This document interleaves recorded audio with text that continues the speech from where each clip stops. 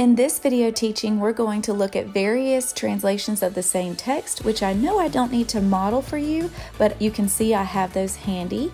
And we're also going to dig a little bit deeper into the meaning of the word domain from Colossians chapter 1, verse 13. So if you have your annotated copy of the text nearby, also if you have completed the resource for word study that's available on the blog, go ahead and grab that too. So in this video, we're going to be using the Strong's Concordance and the Vine's Complete Expository Dictionary.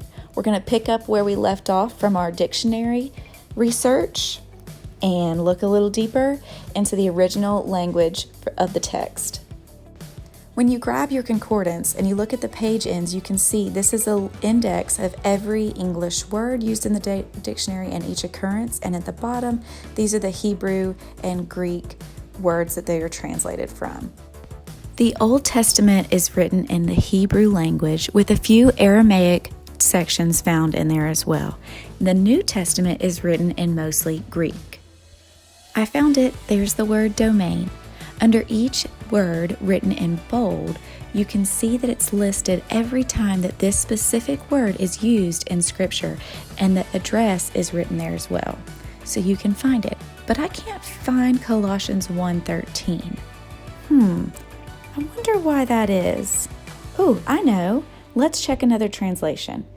We've been reading the New American Standard Bible. So I'm going to pull the ESV copy and see what word is used in that same verse, Colossians 1:13. He has delivered us from the domain of darkness and transferred us to the kingdom of his beloved Son. Okay, absolutely no help. Let's move on. I'm going to reach for my handy dandy New King James Version. Colossians 1:13, he has delivered us from the power of darkness and conveyed us into the kingdom of the Son of his love. Power. I'm just going to make a quick note on my word study sheet that the word power has also been used in this verse. And now I'm going to find power in my concordance. And here it is. Now we're going to skim through the list of every time that this word occurs in Scripture, and here it is. Colossians 1:13, we found it. We're going to make a note that we're studying the word power. It's 1849. It's in Greek. I know that because it's in italics in the listing, also because it's in the New Testament. We're going to take that number reference and go to the back of the book, and we're going to familiarize with what's going on back here. You'll see the first section is the appendix of articles, conjunctions, and prepositions. I can boldly say I've never used that. Next, we come to the dictionary of the words in the Hebrew Bible, and this introduction portion is so valuable for learning about the Hebrew language, about the concordance as a reference tool, and about how it's translated from Hebrew to English. Now we're in the Greek Testament, and there's also another introduction here as well. We're going to find by number 1849, the entry for 1849. And right about now, we're understanding the phrase, it looks like Greek to me, because this looks like gibberish, but it's the Greek word exousia. Immediately following the word, you can see the pronunciation notes, followed by the etymology, the root meaning, and then other uses of the word, along with any other important details that go with the definition and would help you further understand the meaning.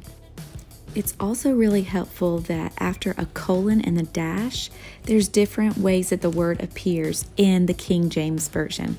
This resource correlates with the King James Version, which is why we were able to find the word power when we couldn't find domain in the New King James Version translation.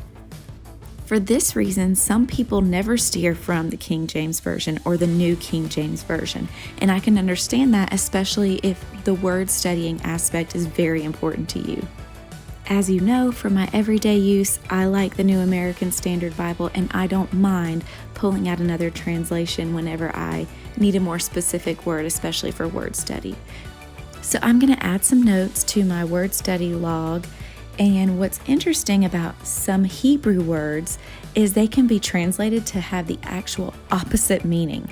So you can see in this study, I found some antonyms that would help me to better understand what Paul is saying. And the antonyms that I listed were liberty and freedom and choice. This is the opposite of what God is rescuing us from, which is the influence of, and the power and the control and the jurisdiction of darkness. Now we're going to move on to the Vine's Complete Expository Dictionary of Old and New Testament Words. This is a really thick book, but it's broken up into two sections similar to the Concordance that we were just looking at. There's a super valuable foreword and introduction to both the Hebrew and Greek portion of this book. And when I have taught this class in person, excerpts of these foreword and introductions have actually been part of the reading assignments for the class, because it's just a super valuable overview of the language and the way that words are created and the root words. And it's super helpful to know all of that when you're looking at these words and studying them for their meaning. Located at the back, it looks like the middle of the book, but it's the back of the Hebrew portion of the text. There's an English word index that's helpful in locating words in the Hebrew portion if you only have the English word. If you've already used your concordance and you know the Hebrew word that you're looking for, you can just flip a few pages by and find the Hebrew word index. If at any point you freak out and feel like your head is spinning with Greek and Hebrew and English, just remain calm. Remember that this is in pursuit of understanding the original language, and that you can take this as deep as you want to go. And if you get overwhelmed at a certain extent, you just stop and you pray and you ask the Lord to meet you right where you are, and He's faithful to do it. So we're going to flip over to the New Testament words, and that's where we've been studying in Colossians, obviously. You can see the entries are defined by bold words. So I'm going to locate the word power that we've been studying, and here it is right here. Once I've located it, I see that there is power, a noun, and a verb. We have already made note that we're studying the noun form of the word, so I'm going to look under that section, and here we find exousia, the Greek word for the word power that we've been studying, and I can confirm it's the same one with the little note in parentheses, 1849. It denotes freedom of action, right to act. Used of God, it's an absolute unrestricted. You will certainly notice some repetition in between Strong's and Vine's, but remember, we're just digging a little bit deeper each time. And I'm going to make a note here in my antonym list that an opposite meaning of the word exousia is the right to act, freedom of action. That's something that we don't have without God saving us from the dominion of darkness. Here at the end of this portion of the text, you have the Greek word index that we could have used to locate the word exousia, only because we had done the previous study in the Strong's Concordance. I do love to look back here. There's a short list of synonyms included, and sometimes I find one that sticks out. For example, here I find exousia, and I see authority, jurisdiction, liberty, power, right, and strength. We had seen all of those before except for the word strength.